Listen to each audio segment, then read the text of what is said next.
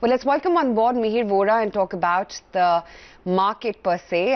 Mihir, hi, good morning. We were just wondering as to how long would we have to deal with this range-bound yet so volatile market. Do you think it would continue to be the same way up until elections?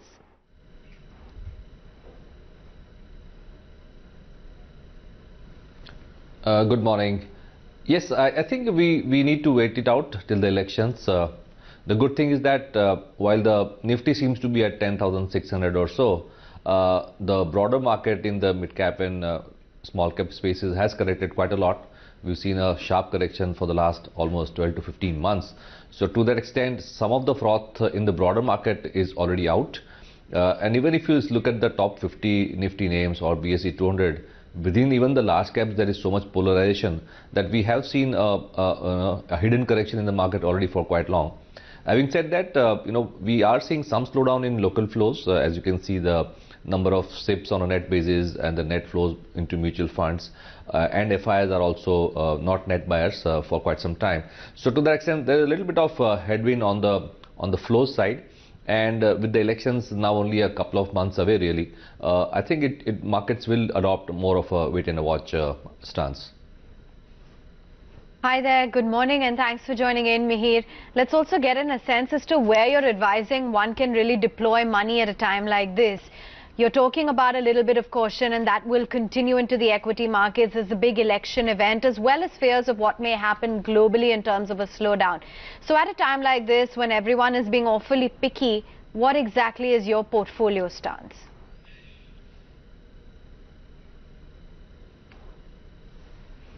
Sure. So we are really looking at it stock by stock. As I said, there has been a significant correction in quite a few pockets of the market. And since we don't want to take a big call on the election going either ways, we are adopting a stock by stock approach where we do see value emerging and there is some visibility of growth. But broadly speaking, we are still positive on the private sector financials, both retail and private sector corporate banks, still underweight on NBFCs for quite some time, and overweight the exporters because we do believe that the currency will continue to be a tailwind for exporters. So that's a bit on the overweight stance. In terms of change, what we have done in the last few months is we used to be quite overweight on discretionary, specifically in autos, but we are seeing a slowdown in those numbers, so we've gone underweight there. But we overall continue to feel that consumption as a theme should pan out in India, given the various steps that the government is taking, especially in the rural and the farm segments. So to that extent, low ticket consumptions like FMCG segments, we continue to be overweight on. All right, those are the themes that you're liking. Let's also get in a sense as to what the outlook is on the IT sector. There has been a lot of focus when it comes to the digital platforms. Do you believe that if one were to cherry pick within the IT space, that maybe there would be just select names within the large cap universe or even some quality mid caps that could be looked at?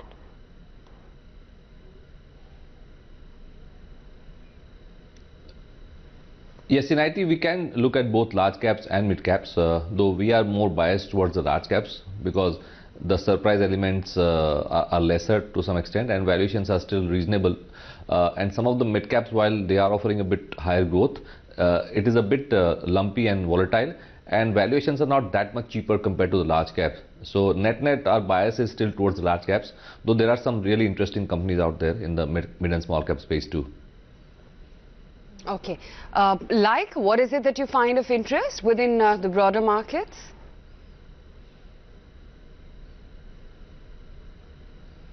Sorry, could you repeat that, please? No, I was just wondering, what is it that you like within the broader markets? You said that there are segments which are looking attractive now. Which ones would they be? So, in terms of sheer valuations, I think one big pocket is the PSU space, though of course there are various industrial sectors within the PSU space.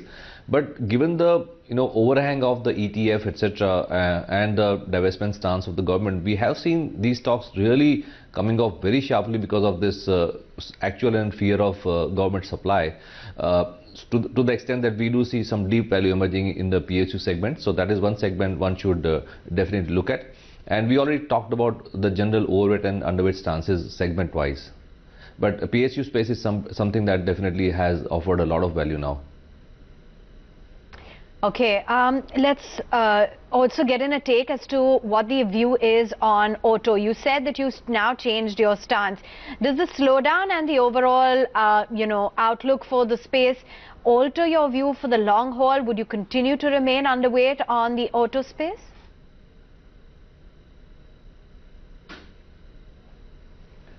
No, I don't think so, because as we discussed, consumption as a theme is one of the key drivers for the Indian economy. I don't think that is likely to structurally slow down. It's just that a couple of things that happened. One is that the stocks had become too popular, and so valuations obviously had been bid up to quite some extent last year. And then we started seeing some slowdown in the numbers, so there was some case for booking profits in the segment. Having said that, with the interest rates now on a trajectory which probably is more benign than say 2-3 months back, given the RBI's shift in policy, probably we should see demand reviving in the next few months. Since we get high frequency data in this segment, it's not too difficult to change the stance. So if you look at the long term story, I think it's still intact, and we would prefer to be overweight in the long term. Okay. We also had the news coming out, today with respect to some of the banks being removed from the PCA framework. You also had the Finance Minister Arun Jaitley on record saying that now there is more consolidation being looked at, putting banks together. But that seems to worry the street a little bit with the overall fundamentals. How are you looking at this move from an investor standpoint?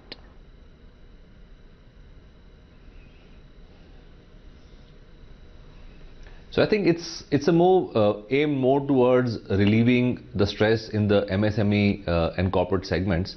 With the NBFC crisis of October-November, we have seen that a lot of the lending to mid and small cap segments which was happening through the NBFC route has stopped. And we don't want a situation where just because of lack of funding we create a more stress in this segment.